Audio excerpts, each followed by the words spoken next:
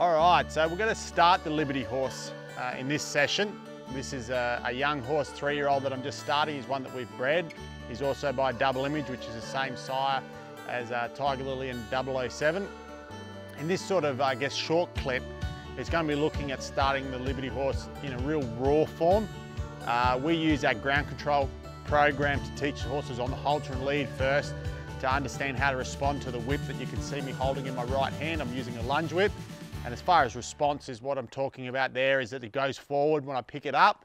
And then obviously when I lower it, I'm lowering the pressure of the whip that I want him to also lower his energy and start to look in. He hasn't done any Liberty. All we've done with him is start him under saddle, being a young horse, a 3-year-old. But I thought today would be a good opportunity just to show you guys how I would go about starting a horse. What you'll notice under the roof here is we're actually working in a square yard rather than a round yard. And that sort of, a lot of times, I guess, surprises people because they would think that we'd start horses in a round yard. The reason why I like my square yard, it allows me to use my angles of my body positioning and my whip positioning to control the horse. Plus, it also gives me a better indicator to know if he's actually circling me or he's circling the fence. If it's a round yard situation, it's hard to tell, is the horse circling the trainer, being myself, or is he circling the fence and he's connected to the fence? Then when we go out in a larger area, the horse goes looking for the fence. I don't want the horse looking for the fence, I want him looking for me. So the square yard helps me not only to, like I said, apply my pressure and use my angles, but it also helps me to understand whether I'm getting a true circle with my horse. Goes to the same when I ride horses. This is my starting yard for, you know, when I'm bringing horses in and breaking them in, and knowing that if I can canter a nice circle off the fence, then when I go out into my bigger riding area, I should be able to still ride a circle without using the fence. So he's over on the opposite side of the yard. He's looking at me, but we can also see horses beyond there. So these are all his paddock friends. So he's going to be a little bit more connected to them than what he is connected to me. We're going to see if we can start to change that and just bring him off the fence and looking at just controlling the very basics of both hindquarters and forequarters. So I'm going to step behind him. And when I step behind him, I'm stepping behind his drive line. And that's why the horse has gone forward. If I sort of pick up my whip here and put pressure on him, I'm not worried whether he turns in or turns out. A lot of times that becomes a big concern for a lot of people when they free lunge their horses, is they want to be able to dictate the change of direction. What I first have to associate to this horse is I'm the release of pressure. So if I'm lowering my position out from the middle of the yard, I'm going to step in that angle in front of the horse's eye and see if he'll just stop and look at me. But if I was worried about him and he changed direction and I had to then recorrect him, if I start chasing him while the horse is looking at me, he's going to perceive me as the cause of pressure, not the release of pressure. So I want this horse to know I'm the release and the fence is the cause of pressure. So coming off the fence, and I like the angle that he's presenting with his forequarters towards me. That's the horse's steering. So that means he's thinking about me, and then I've got to get him to act on that. I've actually got to get his back feet to push him towards me. So I'm going to step out here to my left. I'm going to pick up my whip and I'm going to see what happens here. I want the horse to go to my right, but I'd rather him come to my right rather than go to the fence. If he goes to the fence, I'm going to still put pressure and drive the horse until he comes off the fence. So I'm going to step in here and see what happens. Does he come across here to my right? Nope, he's now gone off and he didn't change direction, but I'm not worried. I'm going to now put pressure on him here with my lunge whip. Okay, I'm going to get on this angle again, stop him to look at me, and then see if I can bring him off the fence. So I'm a real opportunist in this position. I'm in a position here to step and get him to come off the fence on that left-hand side. If he was presenting better on the right-hand side, I would have chosen the right-hand side. So here, pressure, and see if I can just keep that behind him. And when you do this yourself, it can be a little bit hard to get the timing. I'm using what I call, you know, that drive and draw. So my whip's behind him trying to drive the horse, and my body position's in front of him trying to draw the horse.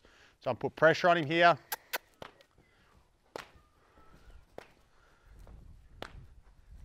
There.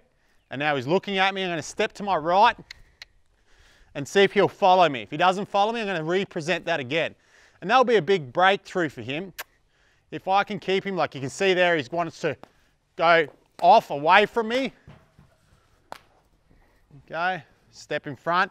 There's the draw. See if I can, now we've got him connected. So he's come off the fence. Yeah, and I'm just going to position my whip to yield his hindquarters to where he's facing me. And that probably couldn't have timed better for you guys as far as the angle of the camera and the angle of the horse. You would have been able to get a good visual on the horse, not only walking forward, but around me rather than around the fence. So now he's facing me. I'm going to change my direction here and go to my right. And what you'll notice is my whip leads that direction. So I pick up my whip, I'm going to come around and I want his hindquarters to yield away. So here I'm going to step, step, step. Now he's gone away, he's changed direction. No matter which direction he changes, I'm going to put my whip behind him. So I'm going to ask him here just to move off and see if he comes in. Nope, so I'm going to put pressure on him, so you can hear my whip just flicking until he looks at me, See if I can bring him off the fence. So there, nope, he's drive him. I'm going to get my body in front of him. There, got the draw. There, he's off the fence. So I repeat that process, hindquarter. See how my whip's angled to the horse's hindquarter? He's thinking about leaving, so I'm going to use my body to draw him back towards me. And then my position of my whip to yield the hindquarter. You've got to be so careful. Like we've done a little bit of training with him on the halter and lead to let the horse understand the aids of the whip as far as move away from pressure. But just the littlest or slightest movement of my whip will change the horse's output. So what I mean by that is his hindquarter, if it's directed to his hindquarter, if I put too much pressure on it, I'm going to push his hindquarter away. If I put too much pressure on his forequarter, I'm going to chase that away. I've just got to work within the realm of the horse's sensitivity. A little tagline that I use in my clinics is we do as little as possible, but as much as we have to be effective. So as I change here to my right, I'm picking that whip up. I'm going to see how much it takes for him to move his hind end. There he moved it, I'll put it back down. So I'm waiting to see that the horse is being responsive. There he's moved his hindquarter, I'll put it back down. Now I'm going to change out here to my left, pick it up, I want him to move his hindquarter, there, and now it's got straight. So you see how the horse's body's straight? That's his angle. Up until there where he stopped and turned back towards me, his mind was heading away from me. So if I put more pressure on him at that point, all I would have done is chased him away from me. Instead, by just holding and waiting, you notice that just towards the end, his body then changed where it turned in towards me.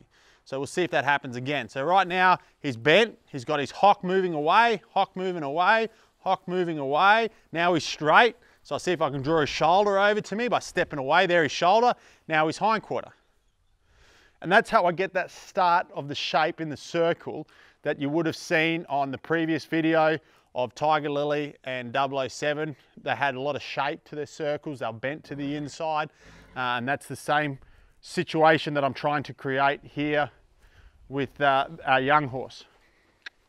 So there, again, I've lost that, see his angle? So his angle's gone away from me. So I'm going to put some pressure on him from behind. This is the first time that he's actually gone to my right. So I'm going to use my same principle here. I'm going to draw him just past the camera here and he's turned in. I'm going to see if I can just pick him up, bring him off the fence. So I'm walking into his hindquarter. He's chosen to go forward and away from me.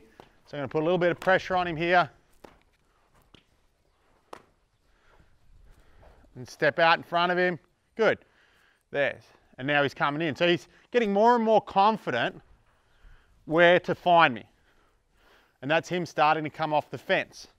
It might look like baby stages in comparison to, you know, the more advanced Liberty horse, but at the same time, it actually progresses pretty quickly. So as I'm now starting to do that reverse switch that I was doing with 2 horses earlier, we're now doing with our young horse for the very first time, just at a walk. And then I put that whip down, and that's him starting to understand that he stops from when that whip's down. Okay. When we start a Liberty horse, balance is real important. So right now I'm on his offside. If I want to pick up my whip and I'm going to bring it across his face, I'm going to see if I can bring him across to his near side. There, whip's down, I'm going to come and approach him on his near side.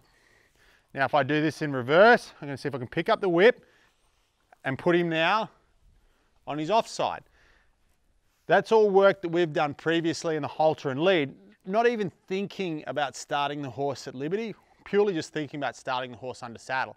This means that I can send my horse to the right, I can send my horse to the left, and make sure I've got that control on him prior to putting a saddle on. A lot of times, you know, if you're starting your own horses, breaking them in, or you might even be professional, and you don't have those basic ground control skills, you go and saddle them up. First time they get a bit of a fright from the saddle, they might buck a little bit, and they start coming straight towards the handler, and you've got no control to be able to send them away from you either direction because it hasn't been established prior.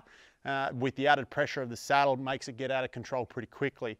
So with this position, like I said, with this horse learning this prior in the halter and lead, if I did, you know, in that situation, have the same thing happen, you've got a fright of the saddle, I can easily make sure that horse will stay responsive and go to both sides and go away. So here his angle's away, we're gonna drive him back. Okay, off the fence, there.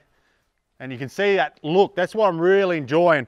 Like those ears and the eyes are straight into me now. Like he gets confused still as he brings himself out to the fence, but he's starting to go, oh, that's right. In the middle is where I'm gonna find that release of pressure. If I was to chase him when he was looking at me, all I would do is get this horse a little bit scared about myself in the middle, and then that would then reconfirm to him that being away from me was the better option, where I want to draw him in and make the horse know if he's in here, if he's in the center of this, and it wouldn't matter if it's in this size yard or a bigger yard, being inside the middle is where he's finding that sanction or that comfort. We might, in other video clips, show you other ways that we can create that. So I'm just gonna walk backwards here and start to see how I'm creating a circle around me. If I want to continue this circle, what you can notice now is the shoulders stepping in. So I'm walking these large circles backwards. His inside front's going like this, step towards me, step towards me, step towards me. So we're not creating a circle as such because I keep bringing that front foot off the line, but that's just how I get the horses connected. This last little piece before we pack this guy up, because I'm super proud of his improvements, is we'll see if we can stop that front foot coming in, but still continue the circle. So I'm going to draw it in just so you can see it. See it, step to me, step to me, step to me. It's always as I'm walking backwards. I'm going to slow myself down and I'm going to place the handle of my whip between him and I, and that's going to stop the shoulder. See now the shoulder's going around me. So it's going around me, it's going around me, and we're starting to get a circle. It's going around me. And then there's his first ever, you know, trot circle. We got maybe a third of a circle. That's his first ever attempt, and stayed inside the circle. He didn't go to the fence. As soon as I lowered my whip, he stopped. And that's really good signs that he's starting to understand the process here and where he can find that release. And that's a really good, I guess, first off session for a horse that's never done a actual liberty lesson. Like I said, he's been started under saddle, but not a specific liberty lesson. I'm really, really impressed with his quick development.